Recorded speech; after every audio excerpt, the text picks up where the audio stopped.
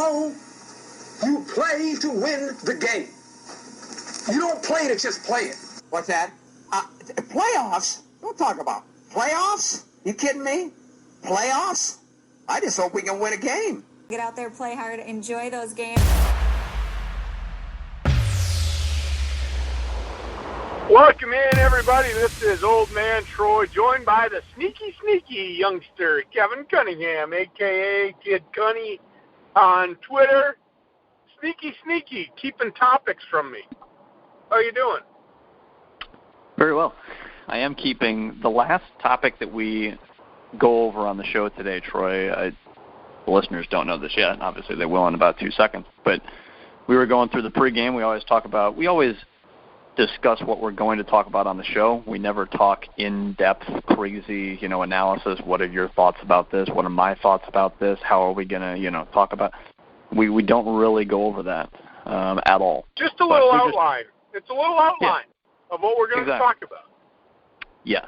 But so the last topic I have on board for our show here that I was just kind of culminating topics throughout the day. Sneaky. And yes, I told Troy that I'm going to leave that as a surprise. So we will save that till the end. But how are you, Troy? We have not done a show literally in, I don't know what it's been, like 10, 11 days. But like you said during our little pregame, that it feels like it's been a year. It's been a long time. It has felt, it's we normally do minimum 2 days, sometimes 3 days. But at least 2 days a week. And I know your schedule's been crazy, so it's been 2 days, but it was really crazy last week. We didn't do a Go Big show last week. We only did radio. And we only did one radio. Because we could have went over Michigan's games, but they beat Florida State, and then they played on a Tuesday, and there was just we would have had to record that show at about 1 in the morning on Tuesday when the game ended. And otherwise, I was working while you were working throughout the rest of last week. So we just never got to it, unfortunately. Yeah, so it's only been, believe it or not, 9 days because we recorded on Monday. Right. But it literally feels like I was so discombobulated last week, and not that I got to let the listeners know when all the shows have to be edited. But Thursday is the cutoff time, youngster. Like all the shows outside of Go Big because it's internet radio, but the radio needs to be done by Thursday. Like, I forgot to do it on Thursday night because I was so discombobulated. I had to email every radio station on Friday morning, say, I'm sorry, I'll get it into discombobulated I was, and you threw me off schedule with your work schedule. But it's all good. Got them in, got them on the radio. They all went out, and they're good. They're good. We'll get a show today, youngster. I'll let you run down the topics and then save the sneaky topic for the end. Sounds good. So, let's see here. Recapping Michigan's run. That's my first bullet point here. This is, we're letting the listeners come right into what we're all about here. So, recapping Michigan's run, Michigan obviously, like we mentioned before, Sweet 16, they played Florida State. We're not going to go through, every single thing here, but Michigan played Florida State. Obviously, they won. I was very excited to see how they won because they just dealt with Florida State's length and pressure, full court pressure for the first 35 minutes of that game really, really, really well. And then Florida State decided to drop back because they realized it wasn't working about 35 minutes into a 40-minute game. And by that point, it was basically over. Michigan still capitalized on offense when Florida State dropped back. Michigan played a really good game to get into the Elite Eight, and then they played UCLA, and they lost 51-49. Obviously, UCLA went on to play Gonzaga, and that game was phenomenal. If you missed it, if there's a way to possibly... That game was better than the national championship game. Oh, well, by a mile. That game was the best college game that I remember since probably that Villanova title with the game-winning national championship three-pointer that happened after the ridiculous North Carolina three-pointer. and that buzzer beater 3-pointer to win the national championship. I mean, it doesn't get, it's impossible to get bigger than that unless you start going into overtimes and saying that a buzzer beater wins a national championship in an overtime. I guess you could say it's more clutch then, but he literally won the national title on a buzzer beater 3 for Villanova, whenever that was, 2016, whatever that was. But outside of that, I mean, that UCLA-Gonzaga game was just phenomenal. But this UCLA-Michigan game, UCLA, again, they won 51-49. They slayed the last Big Ten team alive. And Michigan, I mean, at the end of the day, Michigan played a UCLA team who they can play defense. They play good defense. They're not. They were hot, though. They got hot, youngster, at the right time of the year. This is a team that barely made the tournament. They were in the play-in game. Right. Like, and then they were down 14. They were down 14 to Michigan State. And then they barely came back and won in overtime. That was the first game. I said, too, in that play-in game, if you remember, youngster, I thought Michigan State was going to win. I took Michigan State to win their next game. I said whoever won that game, though, was going to win their first-round game. I did not think UCLA was going to make it to the Final Four. No. But I knew both those teams, Michigan State and UCLA, with everybody in that bracket, that part of the bracket, that they could have advanced. And usually one of these play-in teams is usually from a big conference and usually a tested conference. You got UCLA, you got Michigan State.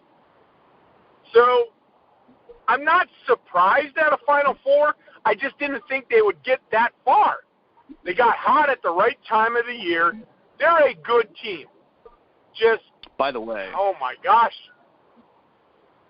UCLA, before, let me just make sure I'm correct here. I'm 99% sure I am. Yeah, they, going into the tournament, they lost their last 4 games. So it's not even exactly how hot you are going into the tournament. As long as you have the right pieces and you match up well against teams that you ultimately face one way or another, you can make a run.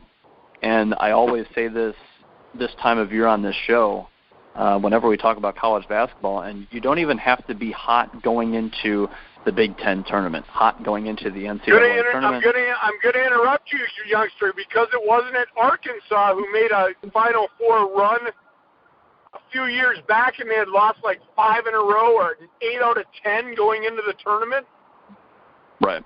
I don't know if it was Arkansas or South Carolina.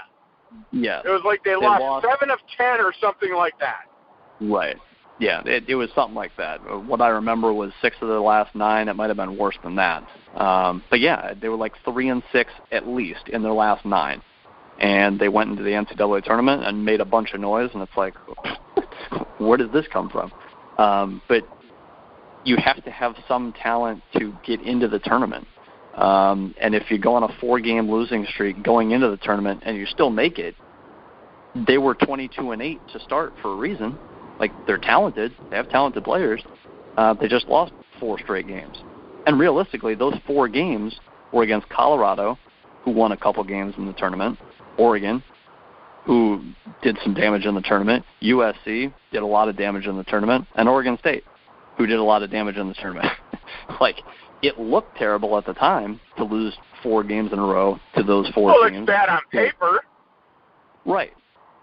But at the same time, I mean, again, as long as you have talent, you can make a run in the tournament. It's just, you get hot 1 or 2 games, you face the right teams matchup-wise 1 or 2 games, you win 4, you're in the Final Four, and that's what UCLA did.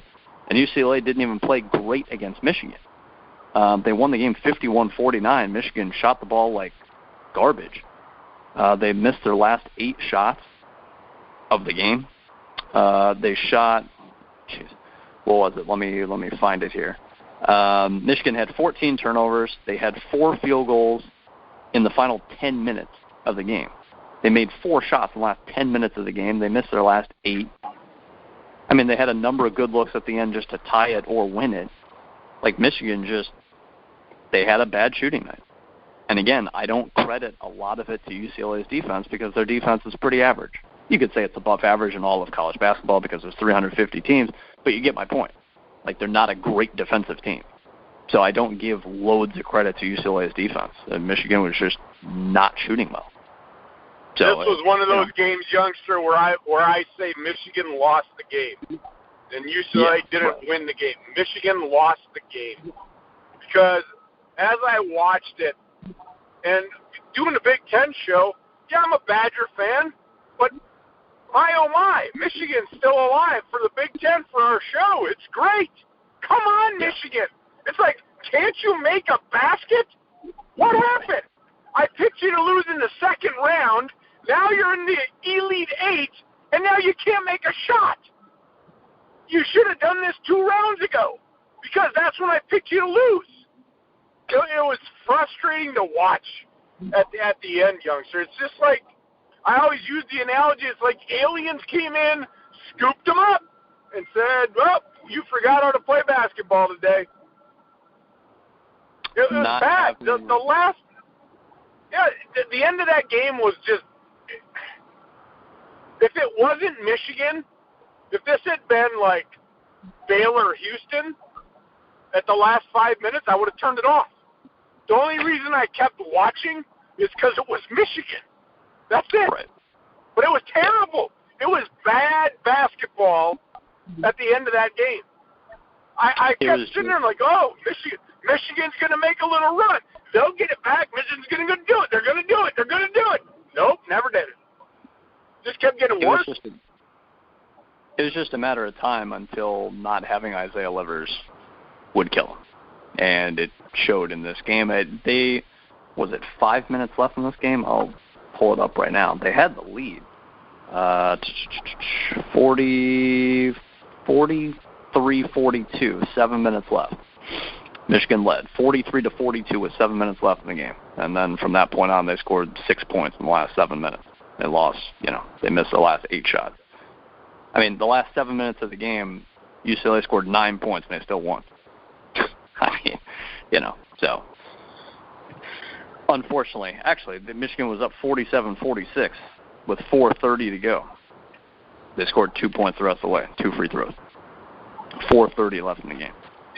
So yeah, 2 field goals. My gosh.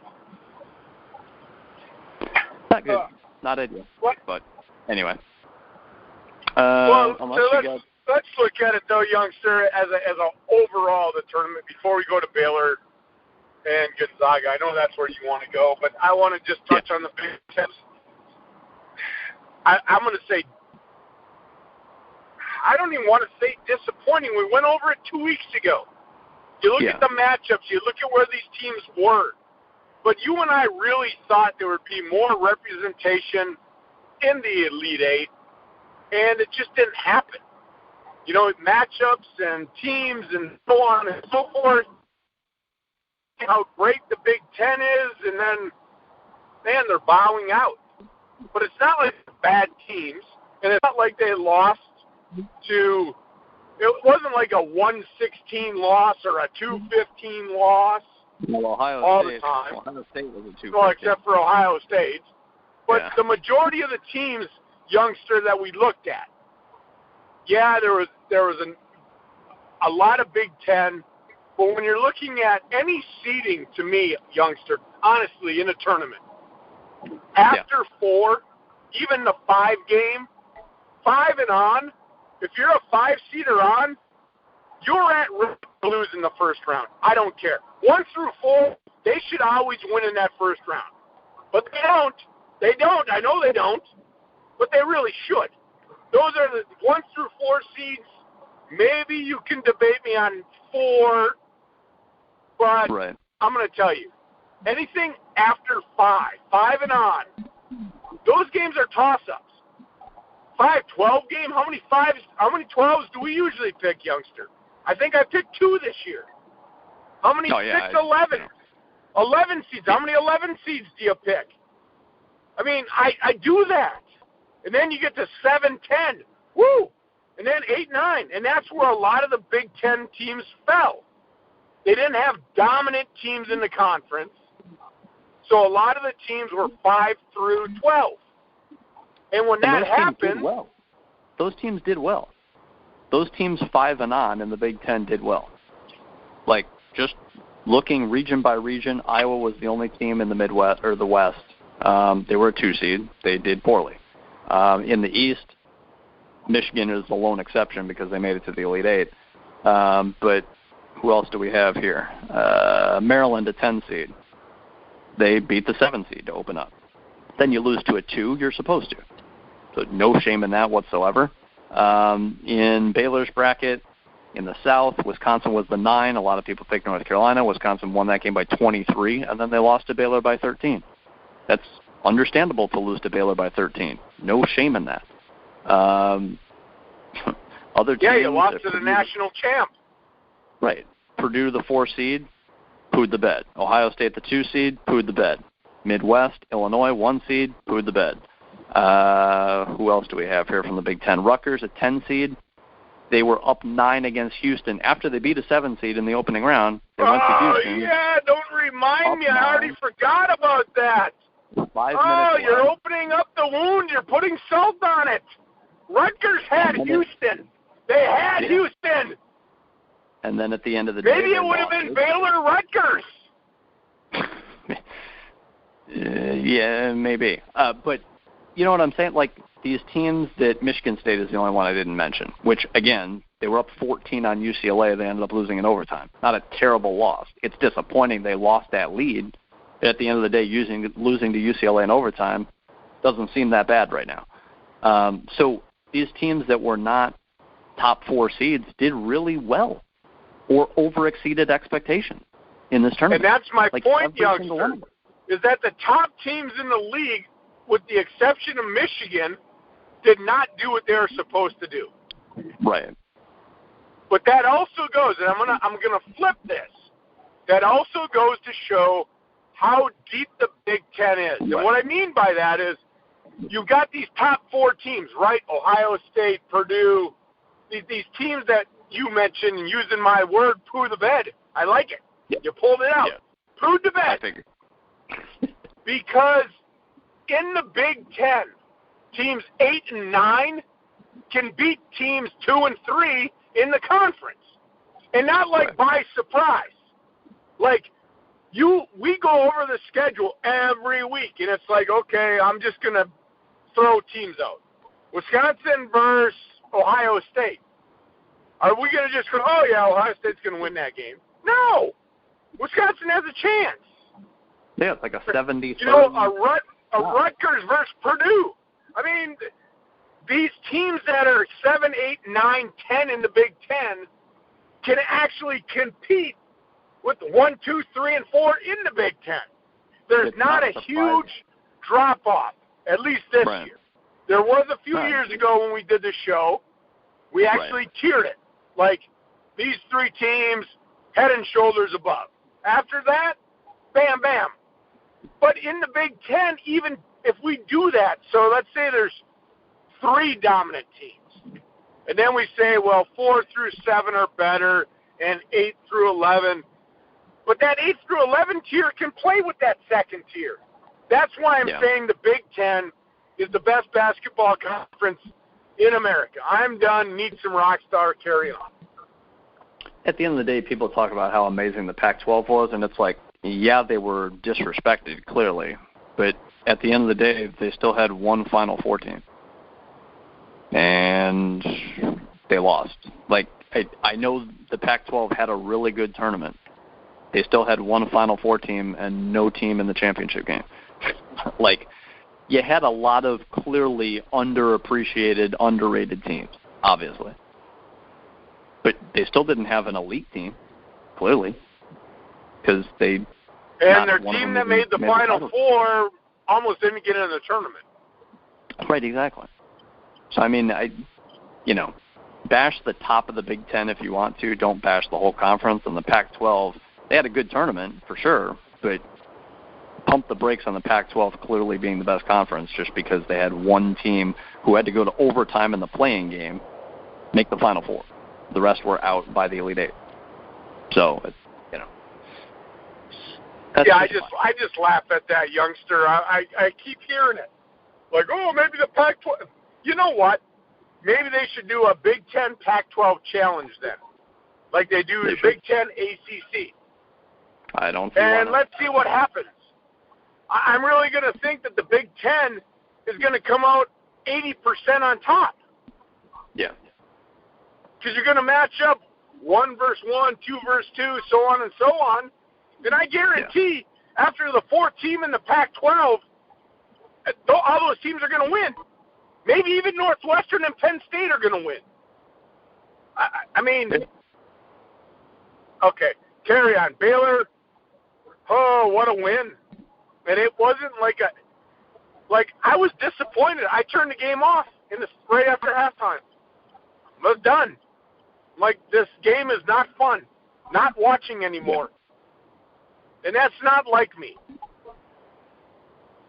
Yeah, I watched every second just because I'm a college basketball, complete nerd. But that's, 9-0 to start. What was it? 29-10. That's when it really was just like, oh my God, this is just it's basically over. Like, when a team's up 29-10, it's one thing, but the way it was 29-10, the way Baylor's defense was suffocating Gonzaga, and to know that Baylor was hitting their threes, and overall for the season, Baylor was the number 1 3-point shooting team in the country. It's too much. If Virginia's up on you 29-10, you can at least slowly crawl back, and Virginia can shoot 40% the rest of the way, and they can miss some threes, and they slow the game down so there's fewer possessions. But if they get cold, they might make one shot over 7 minutes. If Baylor gets cold, they're not making one shot over 7 minutes, they're making 5. Like, it was way too much to overcome. And in the second half, it proved it. But it was, and before the game, when I was thinking about this game and previewing this game in my head, I went to Twitter and I picked Baylor because typically in college basketball, and the one team that sticks out to my mind, this was a while ago now, but I believe it was the Kemba Walker group. It might not have been the Kemba Walker group, but that UConn team, it was a 6 seed, 7 seed, and they won the whole thing that year. That was because their 2 perimeter guards, point guard and the shooting guard, just completely locked up the opposing team's backcourts the entire game, the entire tournament. Every game, every half, the entire way, through the Final Four, into the championship. They played defense, and they just locked teams down. And there's truly no unbelievable, incredible big men in the college game. It's very hard for a big man to completely dominate and push a team to a title in college. And the reason why is because there's not as many great three-point shooters. Therefore, the defense can collapse easier. The three-point line is closer, so the defense is closer to the paint in general. It's just much hard. Luka Garza can have 29 and 13 and dominate a game against anybody, but for him to do that against team after team after team after team in the tournament, you need to have some shooters. You need to have guards around him. Otherwise, you can only go so far.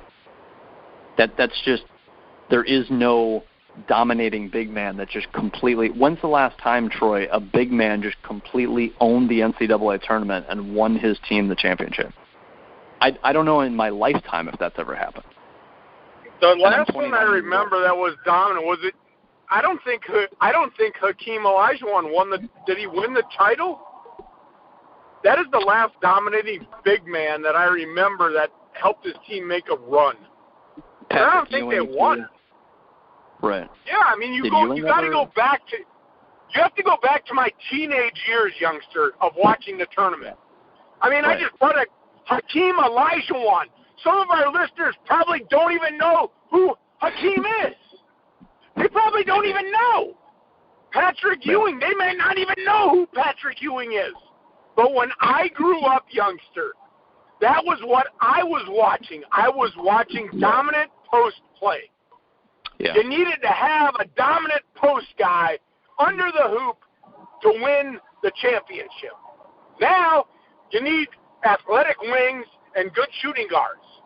And, if you so happen to have a serviceable big man, that might put you over the top. But you don't need a big man in today's college game. If you have athletic wings and great shooting guards and just great guard play, you can win a national championship, a.k.a. Baylor. Right. And Villanova. So the 2 times Villanova won. It was just completely guard-based. You need to have a rim-protecting big in a sense, and it doesn't necessarily have to be one guy. Like Baylor's just, they have a 6'10" presence in there, but he's not massive, but he's something. And Baylor's just so athletic and quick on the wings with their, they've got length, and so they can help out from the weak side. As you were talking, youngster, I guess you can go back to Wisconsin with Frank the Tank, but he's still not a dominating big man because he would step out and shoot a three-pointer. Yeah. There's not like a true center like a Patrick Ewing. There's just not. And that's what I grew up with. That is what I grew up with. So I don't know. I don't have much else on this game, youngster. Congrats to Baylor. Gonzaga kind of sucks. I was kind of pulling for the undefeated season, but that's going to have to wait. Yeah. Yes.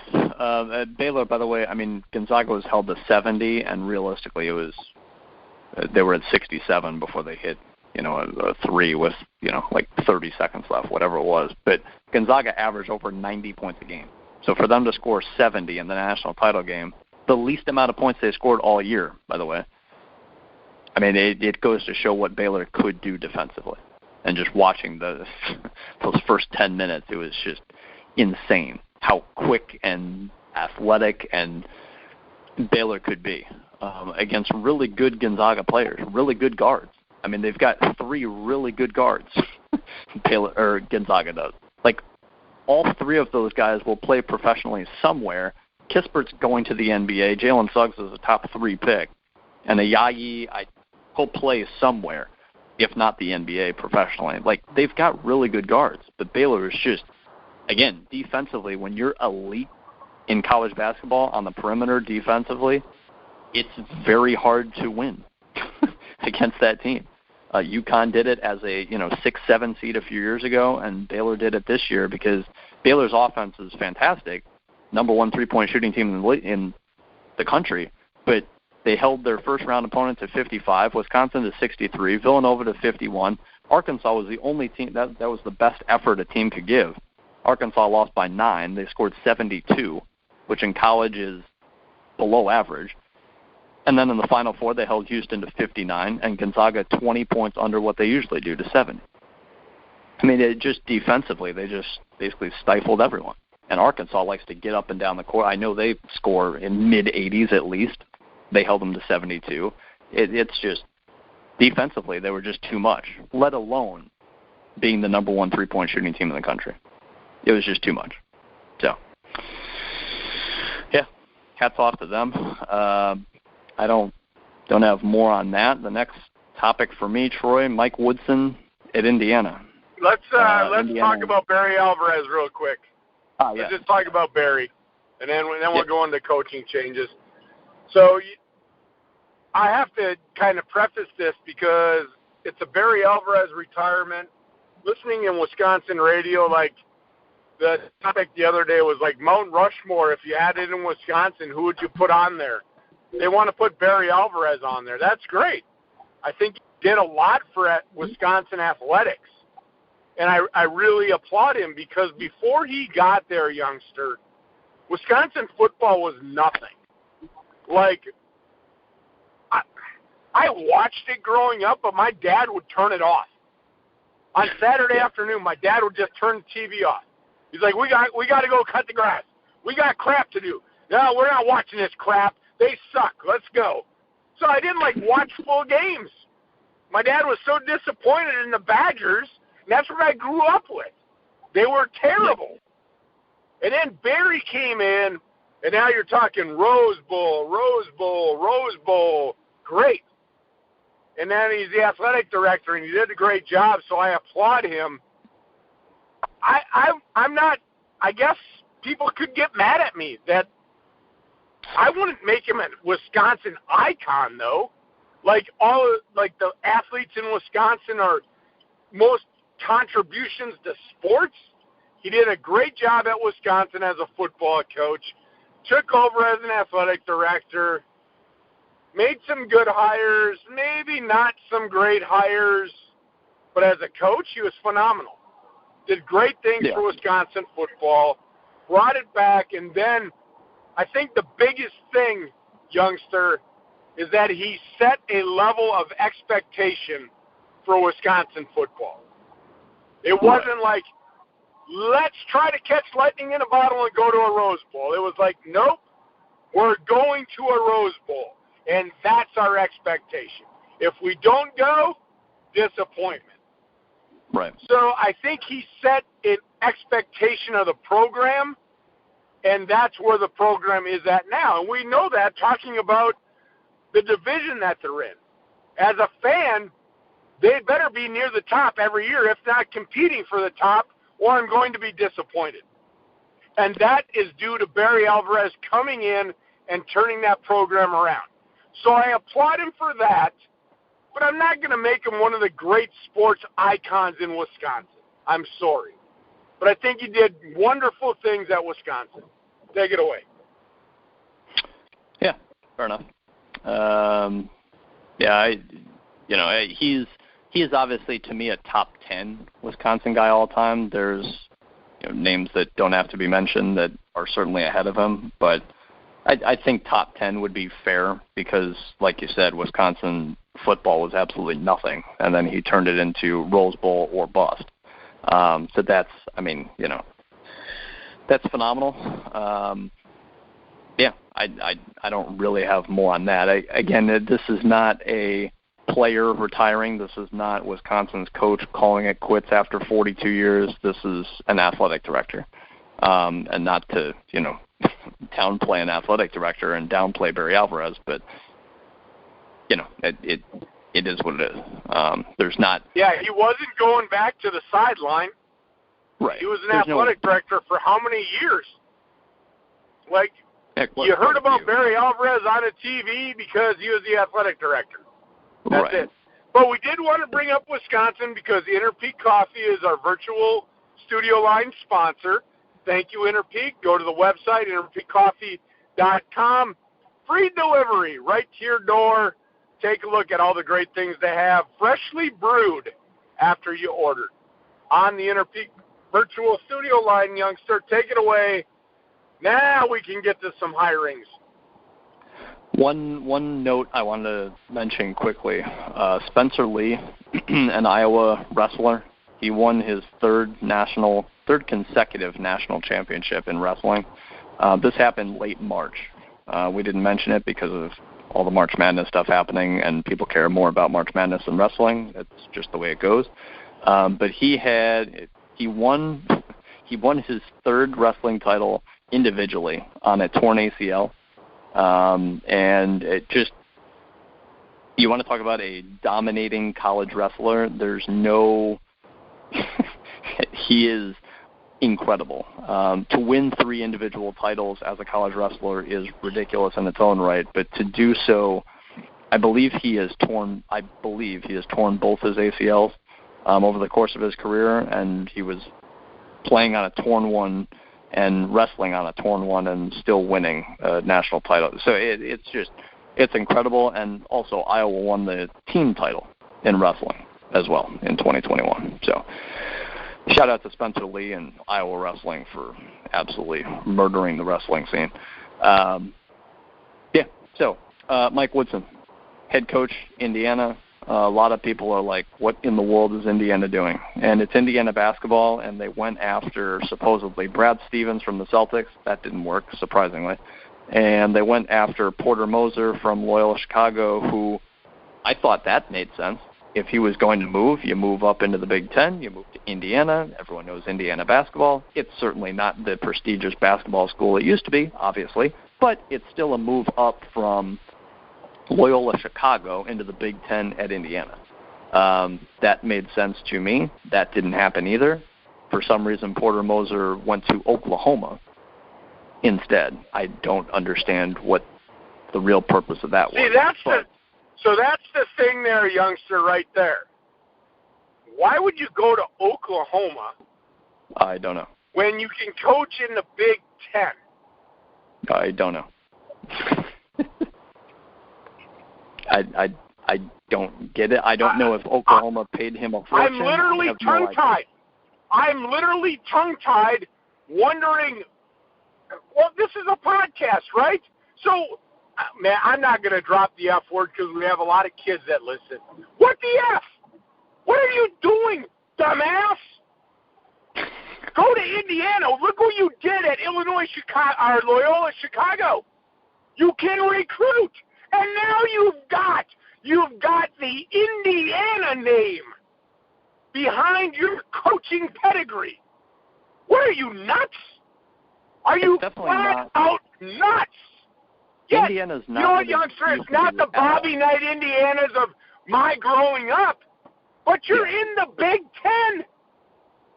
You're in the Big Ten. Compared to Oklahoma. It's one thing if he goes to Arizona, and it's like, yeah, Arizona, not the Arizona of old. Why would you choose Arizona over Indiana? At least you can make a comparison there. But Oklahoma, that's not a primetime basketball school now, and it wasn't a primetime basketball school then, and the Big Ten's better than the Big 12 holistically in basketball. So what do you... Oklahoma had a good run when, what was it, Blake Griffin was there? Right. They had a good run when he was there. Yeah, then they made like a Sweet 16 or Elite 8, and that was it. But they're not like a dominant program in NCAA basketball. No. And I know Indiana's not either, but you know what? Go in there, get your foot in the door, go recruit, do what you did at Chicago, and win. My gosh. Yeah. I think that guy's nuts. There's. Yeah, But I will say this, though. Maybe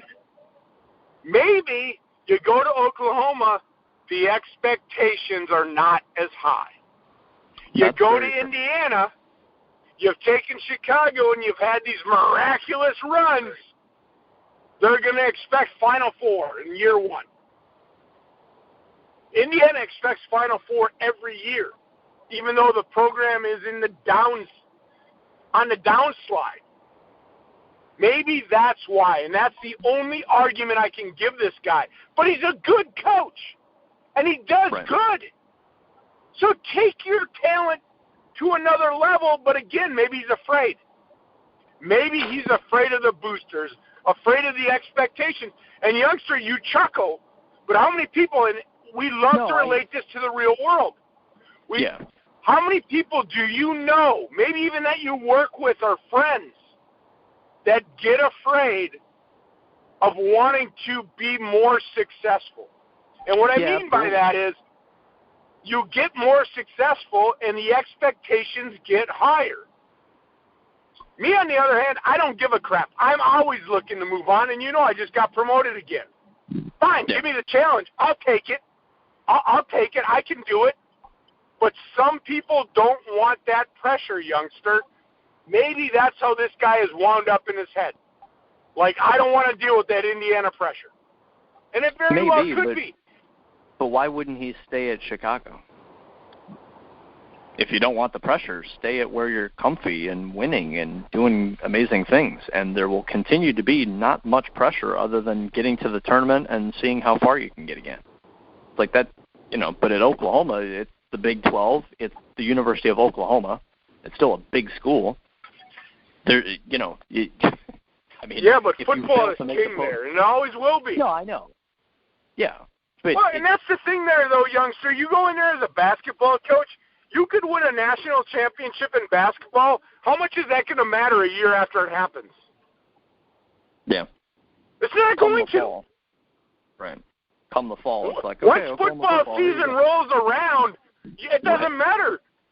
You could win back-to-back championships, and I'll guarantee in the fall nobody's going to care. It's like, oh, yeah, that's right, we did win a basketball championship. Oh, but we got Sooner football. Sooner football's on. I don't understand. where you could go to Indiana, win something, do something, get Indiana basketball back to the top, and you would be king at Indiana. Literally the king. Yeah. All right.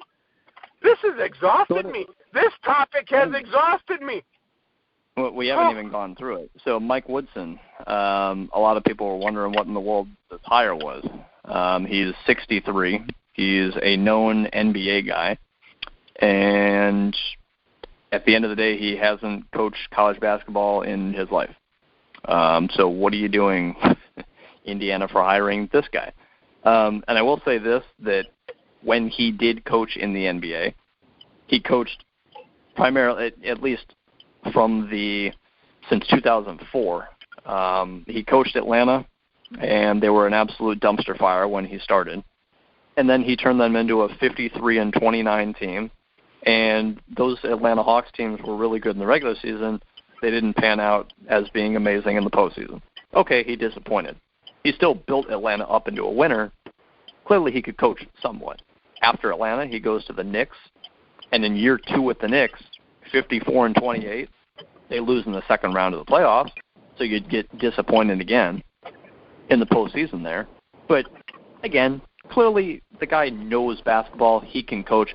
I don't think it's a laughing stock. I don't think it's a ridiculous hire. Mike Woodson played at Indiana. I'm sure that's a big thing. I feel like it's a bigger thing, Troy, for not just Big Ten but Midwest, kind of having that homey feel. If you're born in Indianapolis and you play at Indiana, and you play in the NBA and you have success and you're a long-time coach in the NBA and you know that you can get this Indiana guy back, the Michigan man, that's a common term that's thrown around in come football season, like, oh, Harbaugh is going to be gone eventually.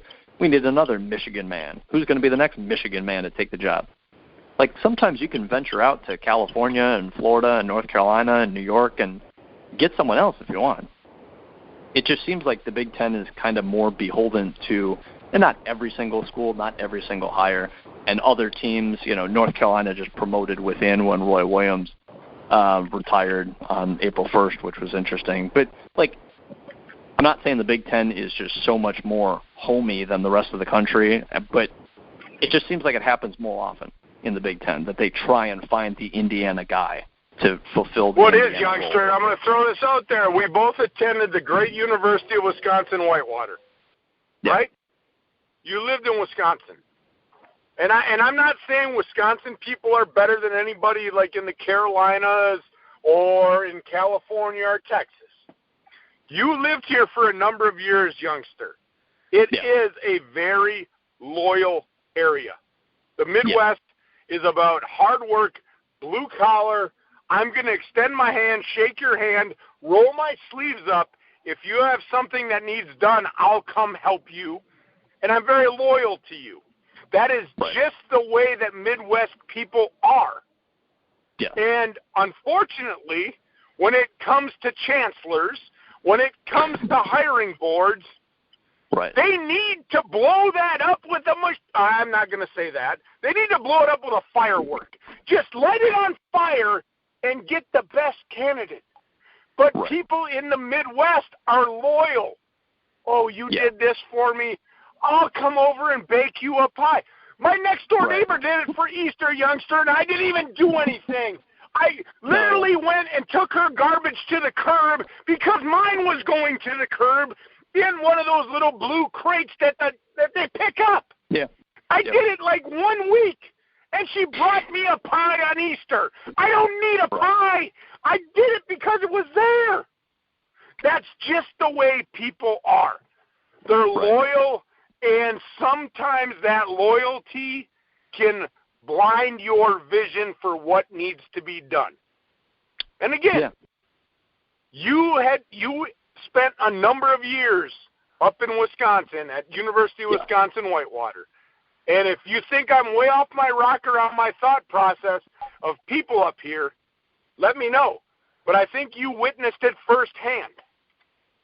No, I lived 12 years in Florida to start my life. I lived the next 13 in Wisconsin, and after that I went back to Florida. And so, yeah, I mean, I've certainly seen both parts of the world in that sense. Certainly not the world, but the country in that sense. And exactly what you said, 100%. I couldn't agree more. And that's part of the reason why I'm in a grocery store in the state of Florida, and I see more Big Ten things. I see more Wisconsin things, Troy.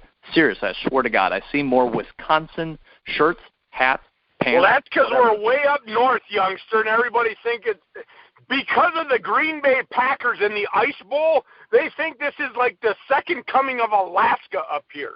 They think it's always cold up here. It is very beautiful in the summer. It is 75 degrees today on April 7th. Is it the 7th today or 6th? I don't know. You got it. 75 degrees. And when the leaves come out and the summer rolls around, it is very beautiful. But everybody, even when I lived in Pennsylvania, they think Wisconsin is the second coming of Alaska, like it's always cold. Right. But people from Wisconsin, and this is from my whole life.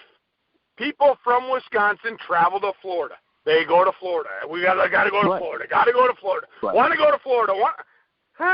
Great.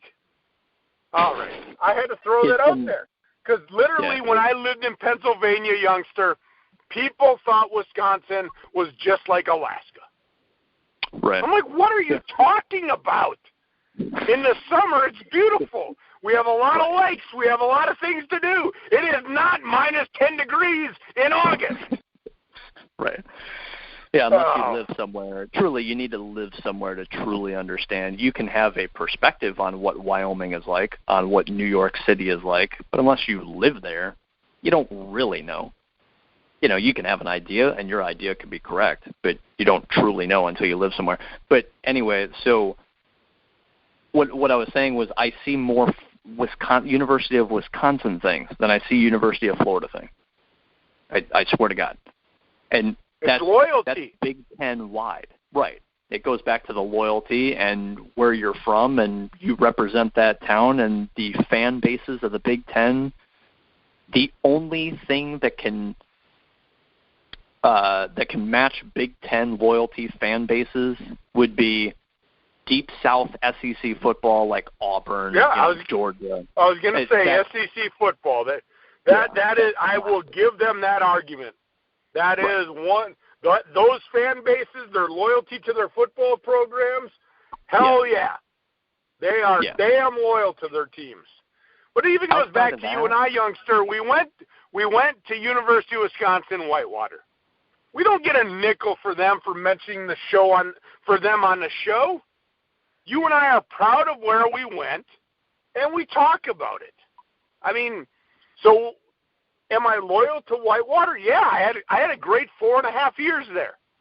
I wouldn't change it. It wasn't miserable. Had a great time. You want to talk about it. You were there. You got a good education. It is helping you further in life. We talk about the school because we're loyal to the school. That's all I'm going to say. Yeah. It's a completely different mindset, like we've mentioned, and a lot of times for better, but in some cases it turns out for the worse, and I feel like coaching hires is one of those aspects where usually it turns out for the worse. Yep. But all right. Yeah. Carry on, youngster. Let's go. Yes. Next topic here I wanted to mention, over 1,100 kids for college basketball, kind of to wrap up college basketball here. Unless there's major news going forward, we're not going to talk much college basketball. When it comes to the NBA draft, when it comes to Luka Garza deciding to come back for his 5th senior year, something like that happens, we'll talk about it. Outside of that, past this show, we're not going to talk much basketball for the next few months. That's just the way it goes. But over 1,100 kids in the transfer portal for college basketball as of early April. And so, that I'm sure will grow to 1,200, 1,300, 14, 15. It's going to grow, youngster. And I mentioned it was it the last show or 2 shows ago. Make sure you go back, check out the archives. I know everyone's listening on the Inter Peak Coffee virtual studio line via the Grueling Truth. But if you remember, I mentioned, Youngster, the transfer portal is going to grow and grow and grow because all of these seniors have been granted another year of eligibility. But as a coach, I've went out and recruited your scholarship. I've given it to a freshman coming in. You don't have a scholarship anymore. You can come back and play for me, but your scholarship is going to this freshman. And I'm not going to yank it from this developmental guy unless I believe that you're a, phenomenal senior that can win me a national championship. But just going to throw a question out at Youngster. If I'm Wisconsin and Trice wants to come back, do you say, oh, yeah, you've done so much for the program, keep your scholarship, but I've got a 4-star recruit, I'll yank his scholarship? Why would you do that? Yeah. But again, Youngster, when I use that, don't use what we just talked about.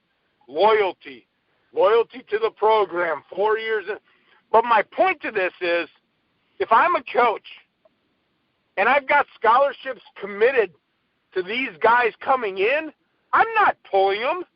I am not pulling those scholarships and giving them to my seniors because there was a pandemic and, oh, thank you for playing this year. I appreciate it. Thank you. No, get out of here. I got new guys coming in. That's why the transfer portal is going to grow and grow and grow. Because there's just not enough scholarships around, Youngster. That's all I got. Yeah, and it's seemingly there's more opportunities to not have to wait and sit out, even if you do transfer. So it's, even more so, and especially these grad transfers that come from Loyola Chicago, that come from Northeastern, that come from UC Santa Barbara, UT San Antonio. Like, if you're a great player in the SWAC and you want to go to the Big Ten and play for your 5th year of eligibility and you can do it and play right away, you might do it. And you're seeing a lot more of those kids, a lot of those kids are happening. But, yeah, this year might be a little bit of an exception just because of the whole COVID thing and you have another year under your belt and, so as far as eligibility goes. But regardless, the transfer portal is becoming more and more popular, and that's just inevitable. I wanted to go over some of the names so far that are in it from the Big Ten, just some.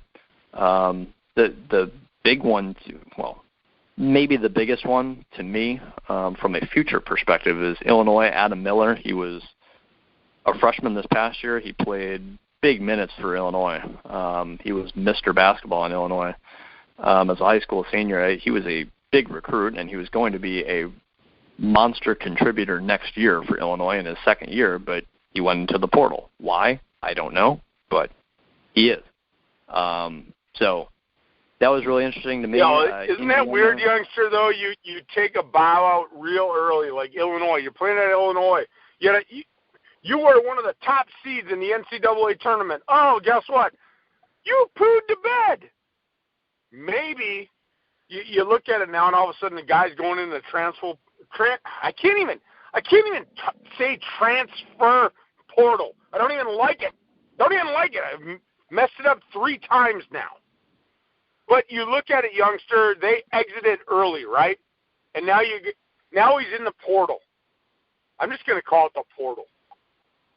There you go. So why did they exit early? And now you have him. Is he going to be the only one? Maybe more are going to leave. I mean, the program, we complimented him. You were on that bandwagon all year for Illinois. Yeah. You thought they were going to win the title. But you and I are not behind the closed doors. We're not in the locker room. We're not on the practice court. We're not out there with that team every day. You exit early from the NCAA tournament. One player's in the portal. Youngster, we've seen this happen in football. One guy goes, next week another guy goes, uh-oh, maybe there's something going on in this program. We saw it at Michigan State before D'Antonio left. Remember that?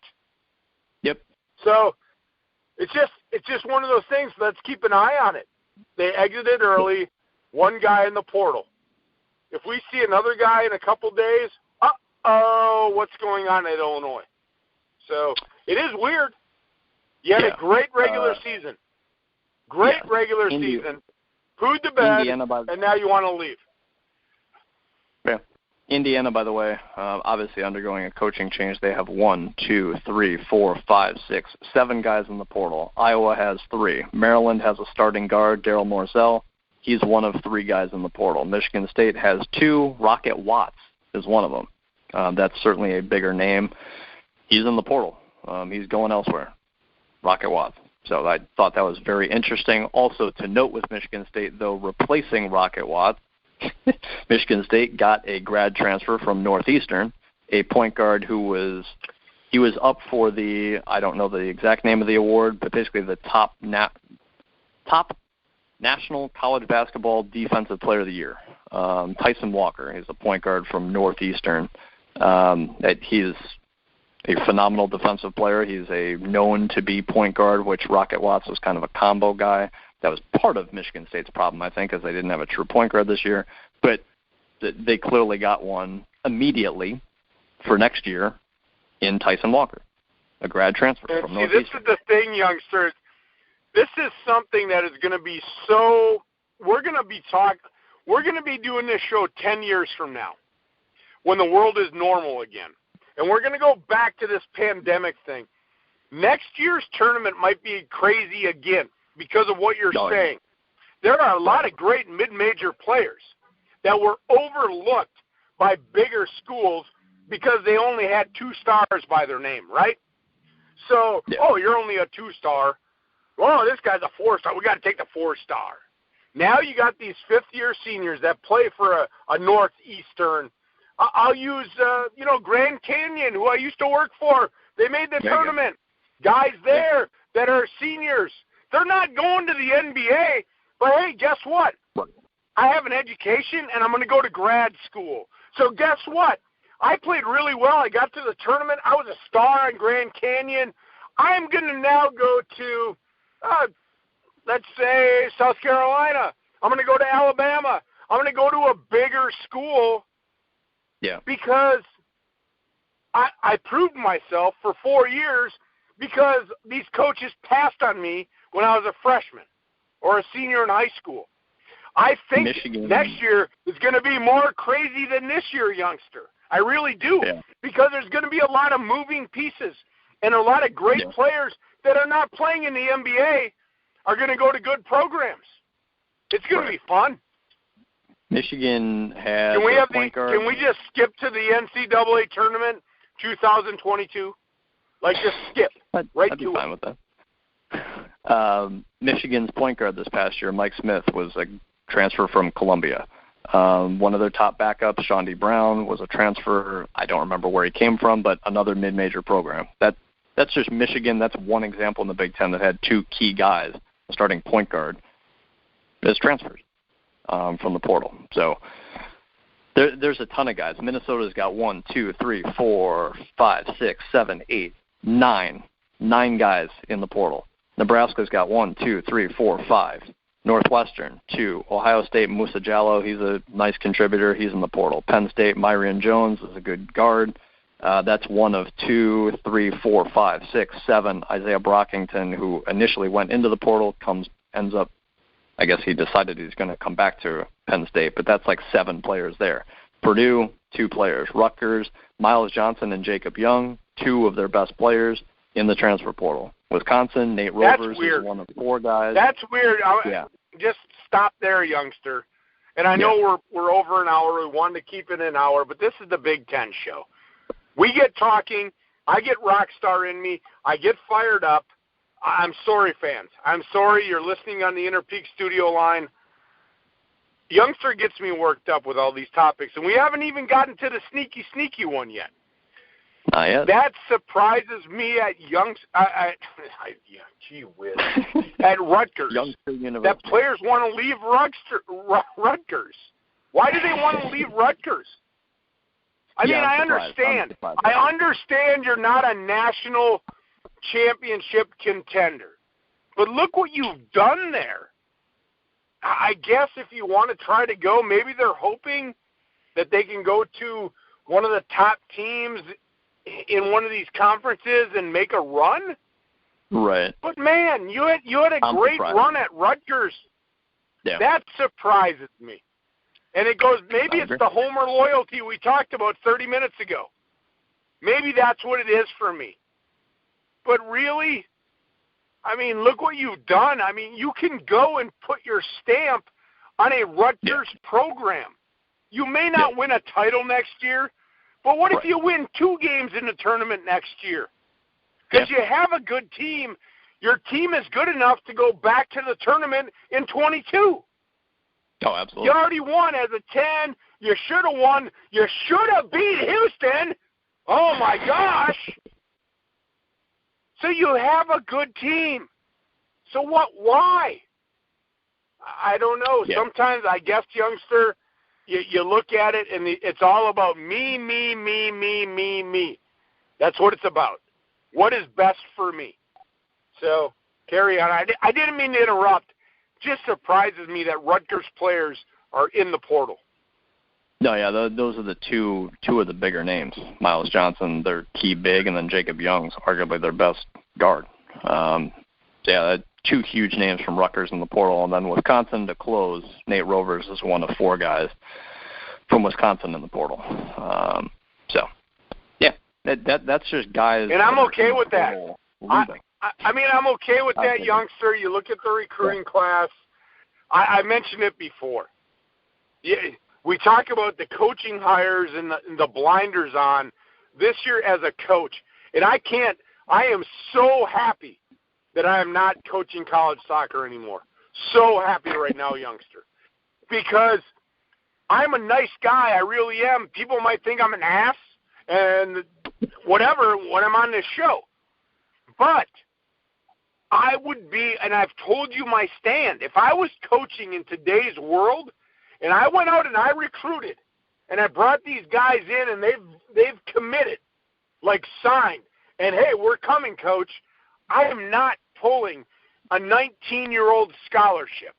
I am not calling that parent and saying, oh, you know what, my 4-year loyal guy who's busted his ass for 4 years, he's got another year of eligibility, I've got to pay. No, I'm not doing it.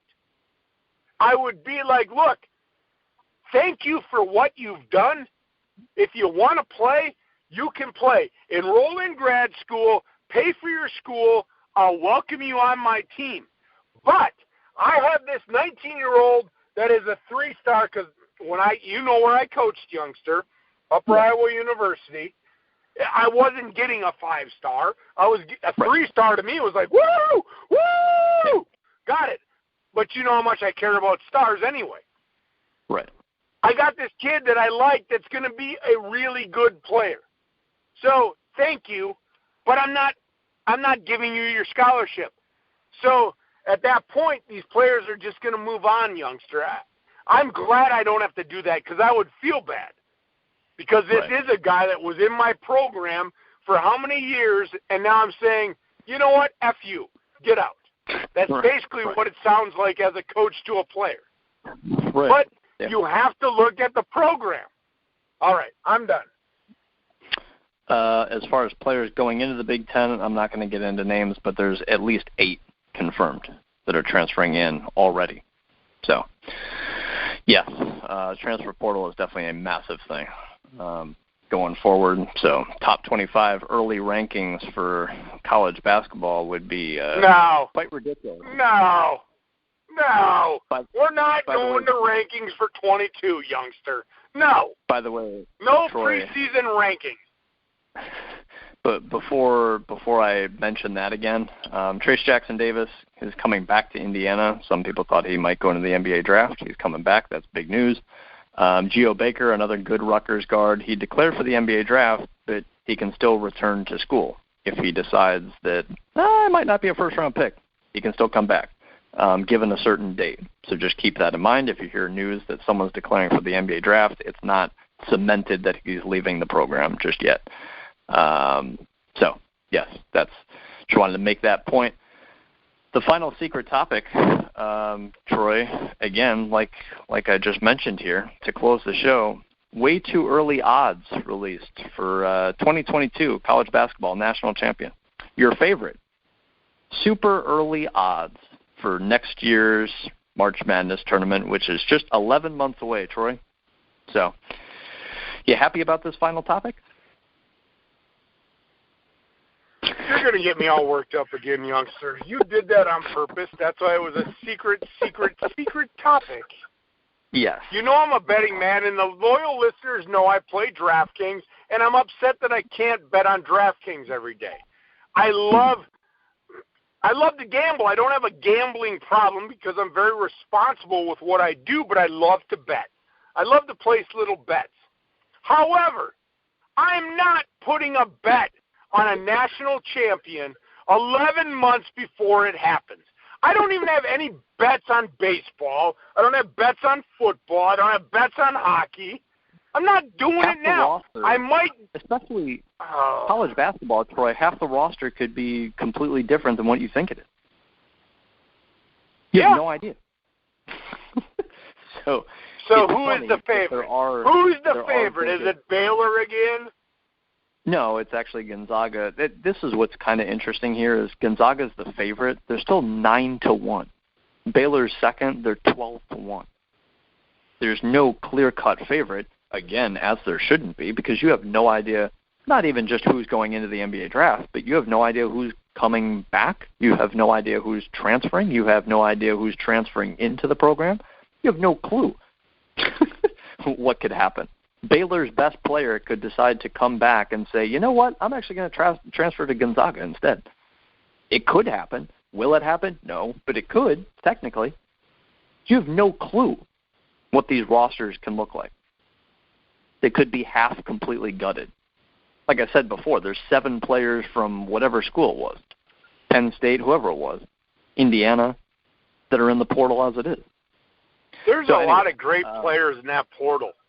And I mentioned it, youngster, that portal, we talk about the Big Ten, and again, we'll throw it out there. You and I both agree the Big Ten was the best conference in college basketball. Yeah. You have so much competitiveness.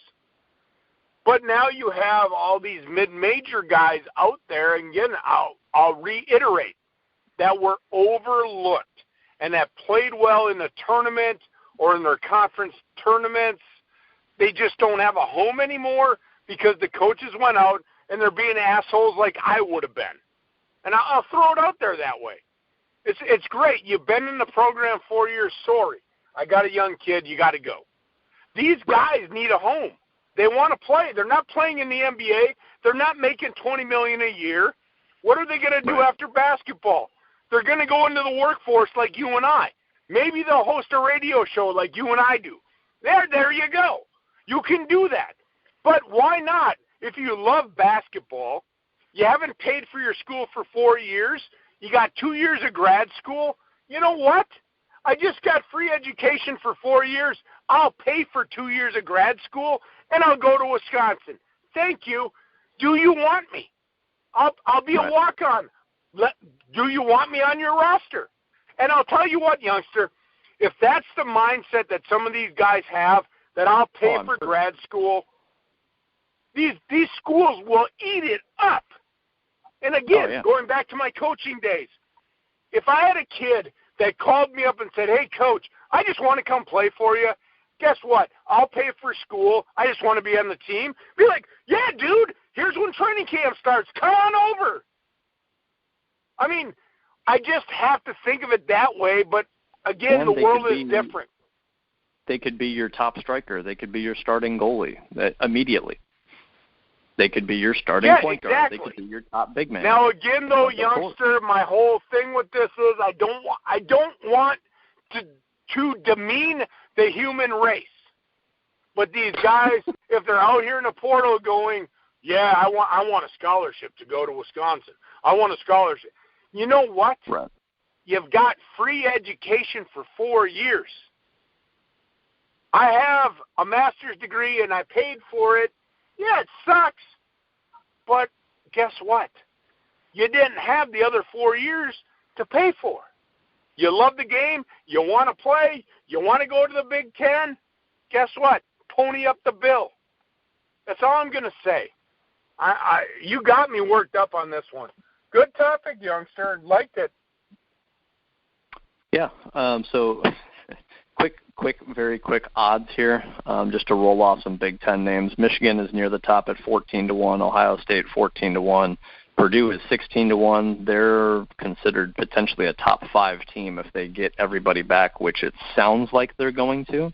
Nobody's in the portal yet that truly matters from Purdue, and all their talented guys still have another year of eligibility. They were one of the top, I think it was 20 youngest teams in college basketball last year, so Purdue's got a really bright future starting next year. So it's, they were a 4 seed as one of the youngest teams this year. So obviously they disappointed in the tournament this year, but next year if they have basically their whole group back, incoming freshmen, incoming transfers, they could be dangerous. So I know we put the poop pile, youngster. I knew we put the poop pile on Purdue, right? We just like that emoji. That's a poo pile. We put it right on Purdue. But let's go back and pre-NCAA tournament.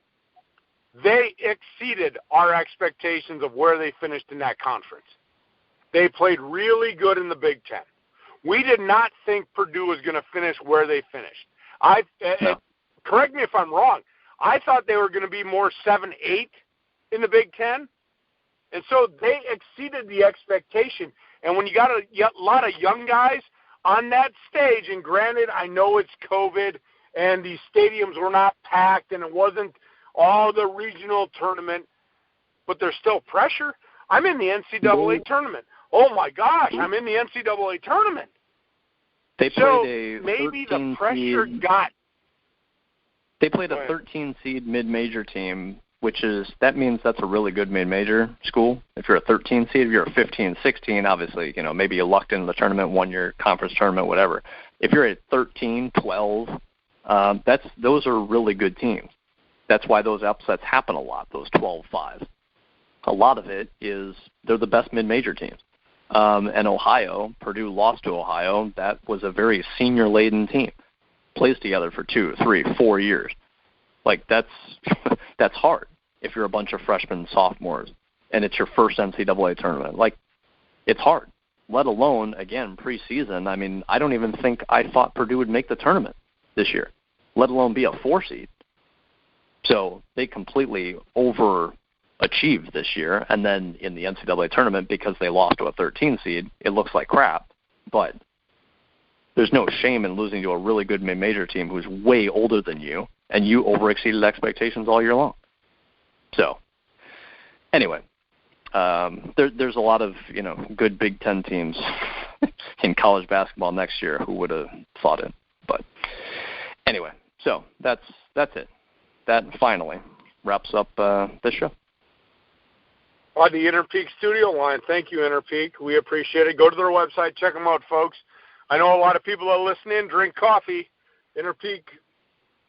What is it? I can't even think now. InterpeakCoffee.com. Go check them out. We do appreciate them being our sponsor. Not too bad, youngster. Just in under 1 hour and 20 minutes. Not bad. Yeah, not bad. We had to wrap up a lot. Cow, we had a lot of news. Well, yeah, and you kept getting me worked up. Then your secret topic. Holy cow. All right. Let's wrap it up, youngster. For the youngster, I am the old man. Hope you enjoyed the show today. Go find us on Twitter at YoungsterOldMan. And the youngster is at Kentucky, the old man, Troy Robert 967. We'll get back at you next week. Same place, same time. Have a good day, everyone.